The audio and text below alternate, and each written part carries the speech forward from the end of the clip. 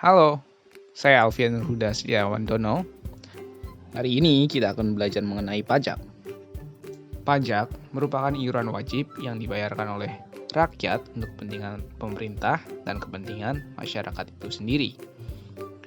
Menurut Undang-Undang Nomor 28 Tahun 2007, Pasal 1 Ayat 1, pajak adalah kontribusi wajib kepada negara yang terutang oleh pribadi atau badan yang bersifat memaksa berdasarkan undang-undang dengan tidak mendapatkan imbalan secara langsung dan digunakan untuk keperluan negara sebesar-besarnya untuk kemakmuran rakyatnya.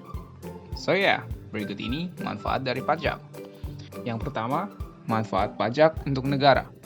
Contohnya yaitu pajak digunakan untuk keperluan negara yang bersifat self-liquidating, misalnya untuk pengeluaran proyek produktif, yang manfaatnya dikembalikan kepada masyarakat kembali. Berikut ini proyek produktif dari pajak. Yang pertama, infrastruktur dan fasilitas umum, seperti pembuatan jalan, pembangunan jembatan, sekolah, tol, hingga rumah ibadah, merupakan beberapa infrastruktur dan fasilitas umum yang telah dibangun dari berbagai alokasi dana penerimaan pajak. Jadi, jika kamu berpergian dari kota A ke kota B dengan jarak tempuh yang lumayan singkat, itu merupakan salah satu manfaat karena kita telah membayar pajak. Yang berikutnya, fasilitas pendidikan.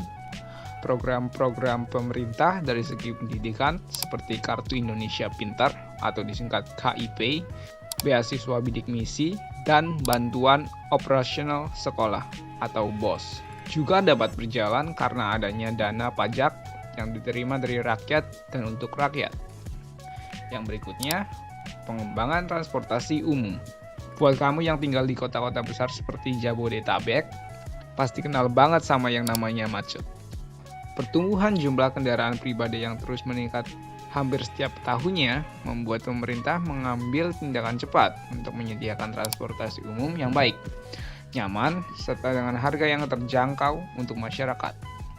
Hal ini perlu dilakukan agar masyarakat yang sering menggunakan kendaraan pribadi jadi beralih dan tertarik untuk menggunakan transportasi umum. Yang berikutnya adalah fasilitas kesehatan. Dilansir dari kemenku.co.id, sebagian besar penerimaan pajak dialokasikan pada bidang kesehatan untuk menyediakan makanan tambahan bagi ibu hamil, kurang energi kronis atau disingkat KEG, serta balita kurus yang kurang gizi. Selain itu, pajak ini juga digunakan untuk kepentingan pelayanan dan mutu rumah sakit, serta pembiayaan JKN KIS bagi peserta penerima bantuan iuran atau PBI. Yang berikutnya adalah keamanan dan ketertiban. Karena Indonesia merupakan salah satu negara kepulauan terbesar di Asia, banyak perbatasan serta wilayah perairan yang harus dijaga ketat. Maka dari itu, dibutuhkan dana penerimaan pajak untuk pengadaan senjata atau kendaraan tempur serta melakukan modernisasi di segi aspek keamanan darat, air, hingga udara. Hal ini bertujuan agar kekayaan negara kita tercinta ini tidak mudah diambil secara ilegal oleh pihak asing ataupun teroris. Tujuan dari membayar pajak yakni bahwa negara membutuhkan sejumlah uang untuk menjalankan operasional pemerintah yang dibiayai dari iuran pajak dalam perkembangan zaman guna untuk menyokong keberlangsungan sebuah negara.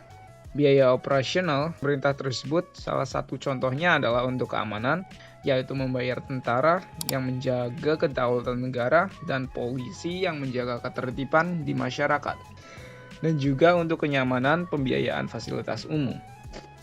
Pajak mesti dibayar karena merupakan iuran wajib dengan adanya kesepakatan antara individu agar negara diberi kewenangan memungut pajak melalui undang-undang. Berikut ini beberapa cara untuk membayar pajak. Yang pertama, secara online. Selain lebih mudah dan praktis, pembayaran pajak melalui cara ini lebih efektif dan efisien, baik waktu maupun tenaga.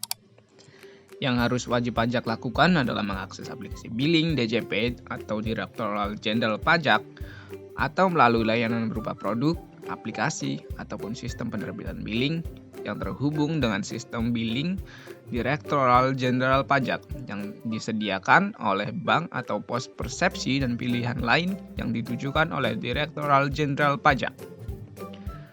Kemudian wajib pajak merekam NPWP, kode jenis setoran, dan jumlah pajak yang akan dibayar.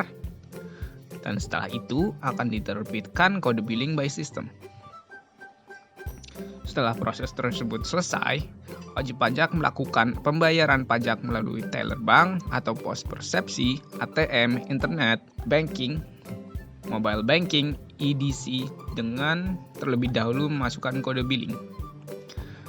Setelah semua proses pembayaran selesai, wajib pajak memperoleh bukti setoran pajak atas pembayaran yang dilakukan. Gimana? Mudah kan? Itu tadi proses pembayaran pajak melalui metode online. Nah, berikutnya adalah secara offline. Proses ini bisa dibilang proses yang lebih konvensional, yaitu wajib pajak datang ke tempat pembayaran terpadu, kemudian wajib pajak menyampaikan SPT masa PPh final, mengungkap harta bersih. Kemudian, petugas tempat pembayaran terpadu mengecek kelengkapan dokumen. Apabila dokumen tidak lengkap, petugas memberikan kekurangan yang harus dilengkapi dan mengembalikan berkas kepada wajib pajak. Bila dokumen dinyatakan lengkap, petugas mencetak BPS dan memberikan kepada wajib pajak. Gimana?